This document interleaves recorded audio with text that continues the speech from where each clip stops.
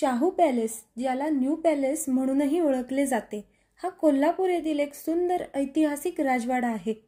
19व्या शतकात कोल्हापूर संस्थानाचे शासक महाराज शाहू छत्रपती यांनी ते बांधले होते.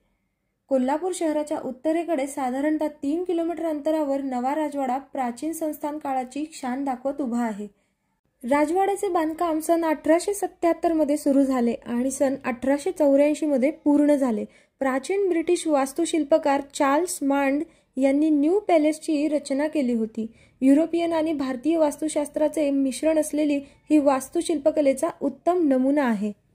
राजवाड्याच्या उल्लेखनीय वैशिष्ट्यांपैकी एक म्हणजे दरबार हॉल, जो अधिकृत आणि सार्वजनिक सभांसाठी वापरला जाणारा भव्य हॉल आहे.